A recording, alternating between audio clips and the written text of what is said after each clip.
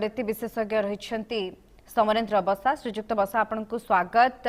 बारंबार पाकिस्तान आक्रमण दृश्य को नहीं अनेक आलोचन आपण सामिल होती आम सहित से प्रथम ही धन्यवाद। किंतु ये जितेबाला अफगानिस्तान उपरे प्रथम आक्रमण आरंभ करिछि पाकिस्तान यहाँ पर भिन्न चित्र सामना को आसुछि। अफगान पालटा आक्रमण रे पाकिस्तान मध्य त्राही त्राही डाकुथवार चित्र आसुछि।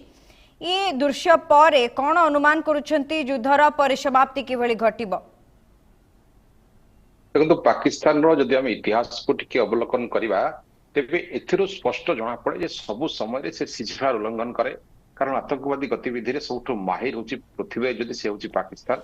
एवं वर्तमान जेपरि भाबरे लास्ट किछि दिन पूर्वरु आपनकर कतार रे जो मीडिएशन पाई जो सीजफायर टॉक हेतला से टॉक रे बोथ साइड रे एग्री हेतले। एग्री हेला परे बंद हेतला एवं ए युद्ध को पुणी जो इग्नाइट करितला पाकिस्तान ही करितला एवं जेपरि भाबरे एयर स्ट्राइक करिकि सिविलियंस मान को से मारितला अफगानिस्तान रे। तो वर्तमान अफगानिस्तान रक्तमुख हवार कारण होची जे दे आर डेडिकेटेड तांकर संप्रभुता बा तांकर देश पई समान बहुत डेडिकेटेड।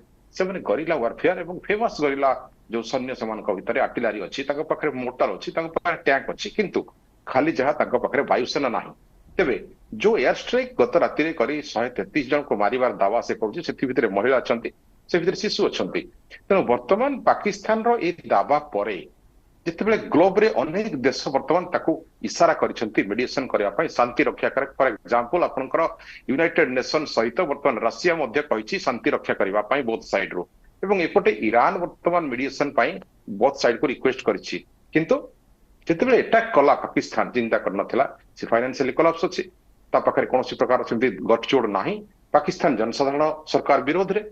एवं वर्तमान जदि आमे देखिबा से जो रिक्वेस्ट करिछि अल्प समय पर युद्धर 24 घंटा भितरे वर्तमान से अफगानिस्तान रो डेडिकेटेड वार देखि गोटे प्रकार घबराई जाइछि। से माने जो 19 टी पोस्ट वर्तमान कब्जा करिसंती पुलिस चौकी कब्जा करिसंती 55 जन पाकिस्तानी जो मिलिटरी मान को डे मारी दैछंती। तेणु वर्तमान पाकिस्तान कतार पाखरे जाइके हाथ पतुछि। वर्तमान पाकिस्तान तुर्की पाखरे ईरान पाखरे एवं हाथपति जे सीज फायर पई रिक्वेस्ट करुछि। अर्थात आचरण गोटे उच्चारण आउ गोटे जेमति कि आमे देखिछु लास्ट सीज फायर बेले प्रथमे पाकिस्तान रिक्वेस्ट करथिला एवं उल्लंघन भी पाकिस्तान करथिला। अफगानिस्तान तरफ वर्तमान कोनोसी प्रकार दावा आसी नाही। खजा आसिफ ऊपर डिक्लेयर कले जे हा युद्ध घोषणा कर दिया गला।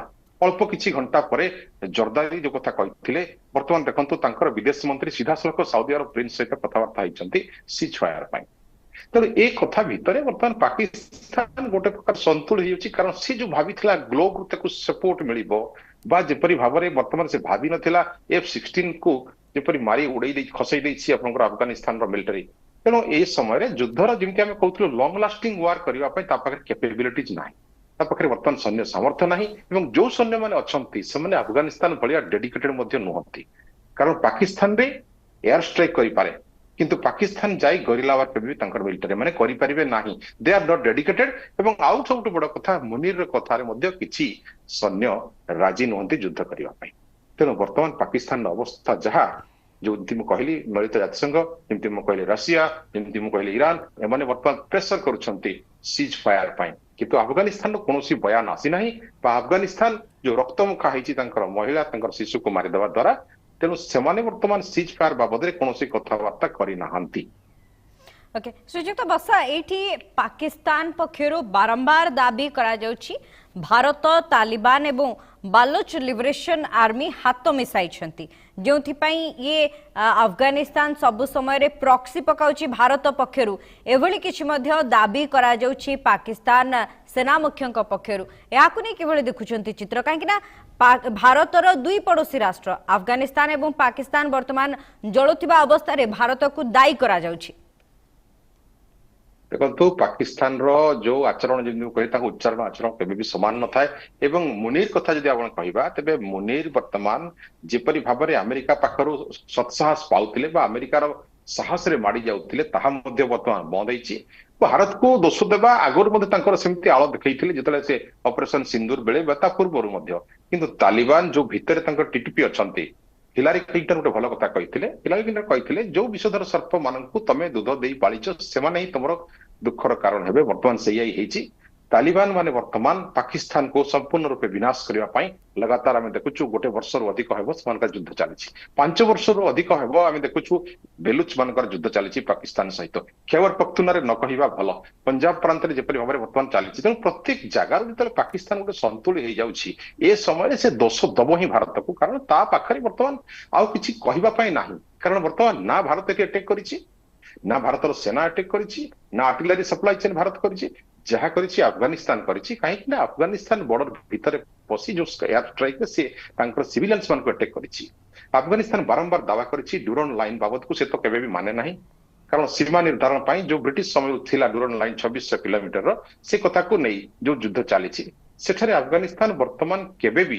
कही ना जे सिविलियंस मान को अटैक करिबी बा मारिबी बोली किंतु पाकिस्तान तरफ बारंबार सीज फायर उल्लंघन एवं सिविलियंस मान को अटैक जो कथा की युद्ध नीति न थाए जो कथा की आम देखु अफगान के बर्दाश्त करे नहीं तेणु अफगान मिलिटारी माने एपरी भाव काउंटर ऑफेंसिव जोरदार करिवे ए कथा पाकिस्तान केबे स्वप्न रे भाबी नथिला वर्तमान पाकिस्तान सीधा जाई बाहर देश मानकर आश्रय नउछि बा तांको हाथ जोडुछि जे युद्ध घोषणा परे शीघ्र आपण ताको सीज फायर करंतु बा ताको बुझांतु जहा कि ईरान को से कहिछि जहा कि सऊदी अरब को कहिछि जहा कि कतार कहिछि तेणु वर्तमान से देश माने केते मात्रा हस्तक्षेप करिवे अफगानिस्तान सहित ता सहित अफगानिस्तान केते मात्रा सेमान कथा को मानिबो एहा देखिबा बाकी रहिला श्रीजुक्त बसा एहारी भितरे आउ गोटे चर्चा आलोचना मध्य बढ़ुछि जे अमेरिका एवं ईरान मध्य भी युद्ध स्थिति हुई पारे ये अनुमान बा आकलन एथिपाई पूर्वरु जेतबेले जेनेवा ठारे उभय देश भितरे आलोचना करबा पई चेष्टा करा जायतिला से समय मध्य कोनोसी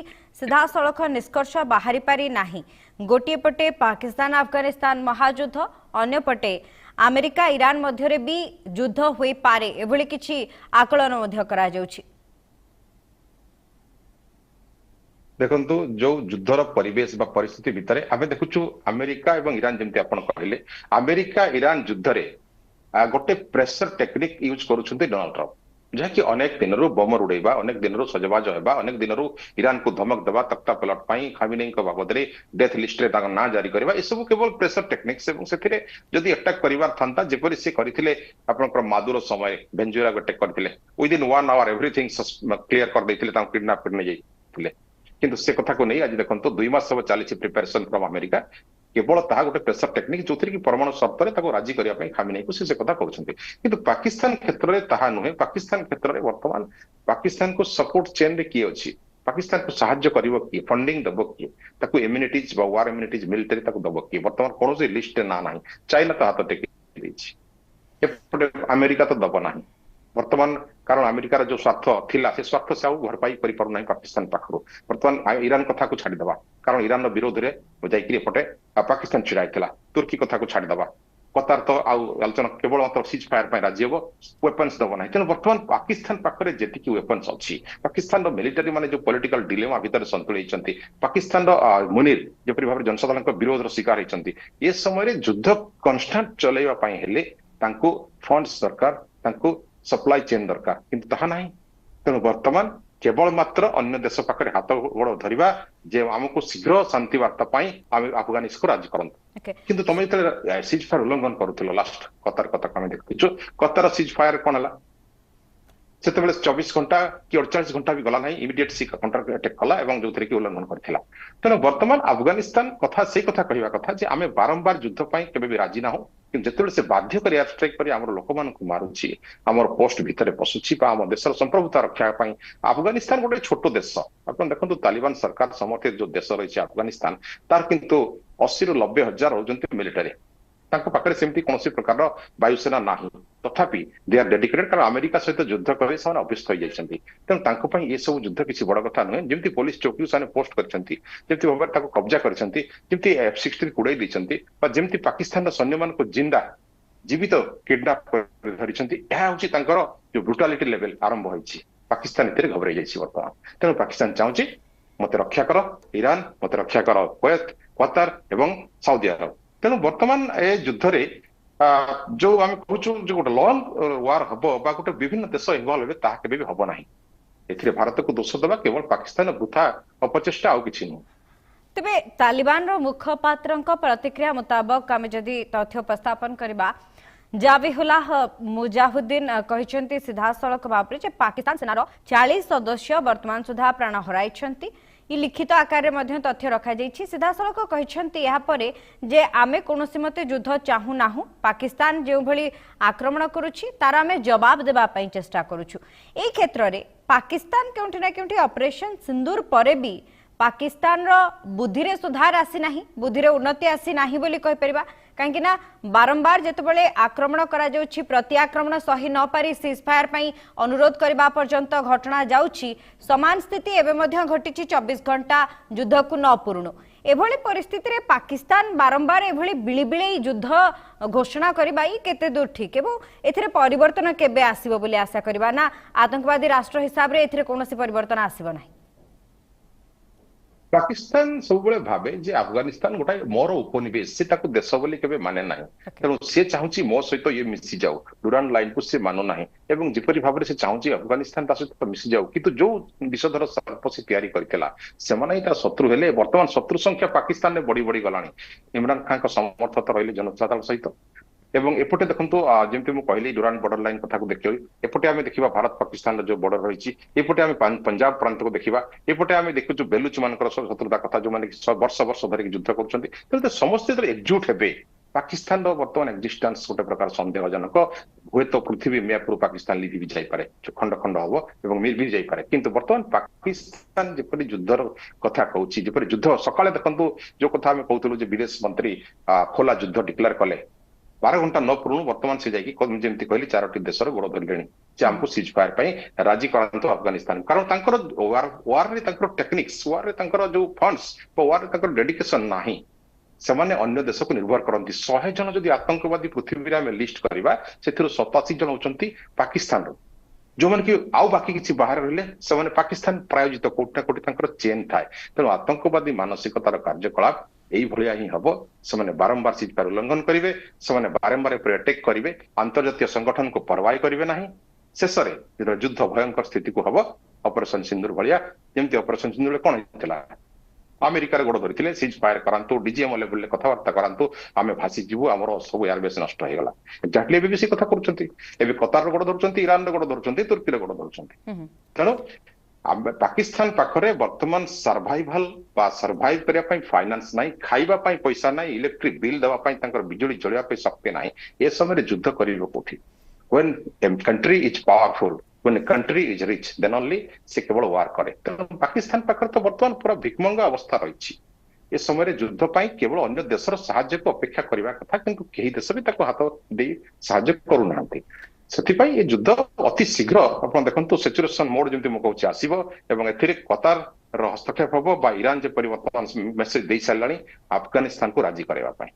তবে নিউক্লিয়ার বম কথা এখানে যেতবে সামনাকু আসুছি, পাকিস্তান যদি এর কৌশি মতে ব্যবহার করে এখন কিভাবে ভাবে রোকি পার আফগানিস্তান? কাইকি না গোটে উক্তি সামনাকু আসুছি আফগানিস্তানর সেনা পক্ষর যে যে সেলফ সুসাইড কথা কুযাচ্ছে, বিভিন্ন স্থাନରେ পাকিস্তানর বিভিন্ন স্থাନରେ আফগানিস্তান করে পারে, এভাবে কিছু উক্তি বাড়ুଛନ୍ତି।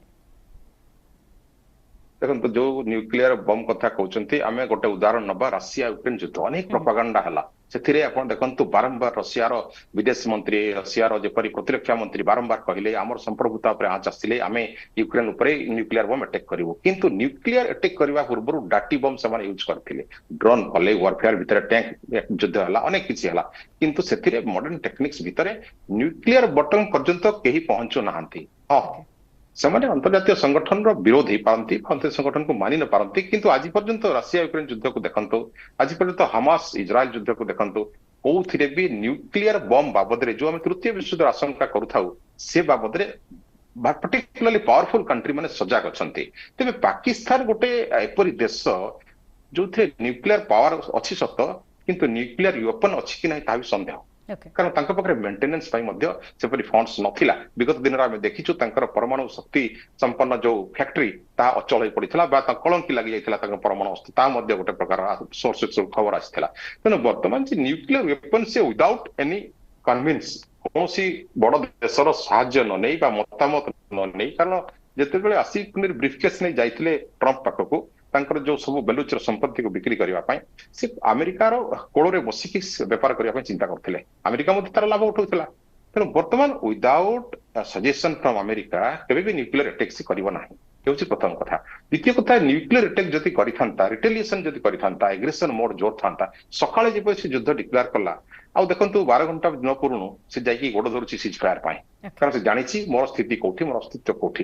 ବର୍ତ୍ତମାନ ପାକିସ୍ତାନର ନେତାମାନେ, ପାକିସ୍ତାନର ମିଲିଟାରୀ ଯୋଉ ବଡ ବଡ ଲିଡର ମାନେ, ମୁନିର ଭଳିଆ ଯୋଉ ସେନା ଅଧିକାରୀ ମାନେ, ସେମାନେ ଯୁଦ୍ଧ ହେଲେ ବଙ୍କର ଭିତରକୁ ପଳେଇ ଯାଆନ୍ତି, ନହେଲେ ବିଦେଶକୁ ପଳେଇ ଯାଆନ୍ତି। ଏହା ଚିରାଚରିତ କଥା ରହିଛି ତାଙ୍କର। ତେଣୁ ବର୍ତ୍ତମାନ ସେମାନେ ନ୍ୟୁକ୍ଲିୟର କଣ ଆଟାକ୍ କରିବେ, ସିଜ୍ ଫାୟାର ପାଇଁ ରିକ୍ୱେଷ୍ଟ କରିବେ, ଦରକାର ପଡିଲେ ସେମାନେ ଯାଇ ବିଦେଶରେ ଆଶ୍ରୟ ନେବେ। ତେବେ ଏଇଠି ରମଜାନ ମାସରେ ଇସଲାମିକ ଧର୍ମାବଲମ୍ବୀ ଦୁଇଟି ଦେଶ ଭିତରେ ଯେତେବେଳେ ଆକ୍ରମଣ କରାଯାଉଛି, ଏ କେଉଁଠି ନା କେଉଁଠି ସାଧାରଣ ଲୋକଙ୍କ ଭିତରେ ମଧ୍ୟ ଅସନ୍ତୋଷ ବଢୁଛି ଏବଂ ଏଇ ମାସରେ ହିଁ ଏଭଳି ଆଚରଣକୁ ନେଇ ମଧ୍ୟ ପାକିସ୍ତାନକୁ ଅଧିକ ଖୋଲାଖୋଲି ଭାବରେ ବିଭିନ୍ନ ମୁଖପାତ୍ର ମାନେ, ତାଲିବାନ ମୁଖପାତ୍ର ମାନେ ମଧ୍ୟ ନିନ୍ଦା କରିବା ଆରମ୍ଭ କରିସାରିଛନ୍ତି। ଏ କ୍ଷେତ୍ରରେ ଦେଖିବାକୁ ମିଳୁଥିଲା ପୂର୍ବରୁ ଆମେରିକାର ମଧ୍ୟ ପୂର୍ବରୁ ଷ୍ଟ୍ରାଟେଜି ରହିଥିଲା ରମଜାନ ମାସରେ ଆକ୍ରମଣ, ଯାହାକୁ ନେଇ ଆମେରିକୀୟ ସାଂସଦ ମଧ୍ୟ ଆଜି କିଛି ପ୍ରତିକ୍ରିୟା ରଖିଛନ୍ତି। ଏହାକୁ କିଭଳି ଦେଖୁଛନ୍ତି? କାହିଁକି ନା ଇଏ ଧର୍ମ ବିଷୟରେ ଯଦି କହିବା, ଇସଲାମିକ ଧର୍ମ ଏବଂ ସେମାନେ ରମଜାନକୁ ବେଶ ଭଲ ଭାବରେ ପାଳନ କରିଥାନ୍ତି, ଏହାର ଭିତରେ ଯୁଦ୍ଧ ସ୍ଥିତି। ଦେଖନ୍ତୁ ଏକ୍ଜାକ୍ଟଲି ଆପଣଙ୍କ ଯୋଉ କଥା, ଏଇ କଥାକୁ ଇରାନ କହିଛି। ଇରାନ ଅଲରେଡି ତାର ଦେଖନ୍ତୁ ସୋସିଆଲ ମିଡିଆ ପୋଷ୍ଟ ବି କରିସାରିଛି ଯେ ରମଜାନ ମାସରେ ଏପରି କାର୍ଯ୍ୟକଳାପ, ଏପରି ଯୁଦ୍ଧକର ମନୋବୃତ୍ତିରୁ ଦୂରେଇ ରୁହନ୍ତୁ, ଦୁଇଟି ଦେଶ ଶାନ୍ତି ପାଇଁ ଆଗକୁ ଆସନ୍ତୁ ଏବଂ ଶାନ୍ତି କଥାବାର୍ତ୍ତା ପାଇଁ ଦୁଇଟି ଦେଶ ରାଜି ହୁଅନ୍ତୁ। ଏ କଥା ଅଲରେଡି ଇରାନ ବର୍ତ୍ତମାନ ପୋଷ୍ଟ କରିସାରିଲାଣି। ହୁଏତ ଆପଣଙ୍କର କଥାକୁ ନେଇ ଉଲ୍ଲେଖ କରିକି ହଉ ବା ଯେମିତି ବି ହଉ, ସେ ଯୋଉ ସୋର୍ସ ବି ହଉ, ବର୍ତ୍ତମାନ ଗୋଟେ ଇରାନର ପୋଷ୍ଟ ଆସିଛି ଯେ ଯୁଦ୍ଧ ରମଜାନ ମାସରେ ନୁହେଁ, କାରଣ ତାହା ତାଙ୍କର ଧର୍ମ ମାସ। ଏ ସମୟରେ ସେମାନେ ତାଙ୍କର କଣ୍ଟ୍ରିର ସମ୍ପର୍କ ଅଲଗା କଥା, ବନ୍ଧୁତ୍ୱପୂର୍ଣ୍ଣ ବିଚାରଧାରାକୁ ନେଇ ସେମାନେ ବଞ୍ଚିବା କଥା। ତେଣୁ ବର୍ତ୍ତମାନ କିନ୍ତୁ ପାକିସ୍ତାନ ତ ପାକିସ୍ତାନ, ପାକିସ୍ତାନ ଆତଙ୍କୀ ସ୍ଥାନ, ସେଠାରେ କୌଣସି ଏ କଥାକୁ ନେଇ ତାଙ୍କର କୌଣସି ପ୍ରକାର ସମବେଦନା ନଥାଏ। କିନ୍ତୁ ଏବେ ବାଧ୍ୟତା ହେଇଛନ୍ତି, ଯୁଦ୍ଧ ଘୋଷଣା କଲା ପରେ ବାଧ୍ୟ ହେଇଛନ୍ତି ସିଜ୍ ଫାୟାର ପାଇଁ।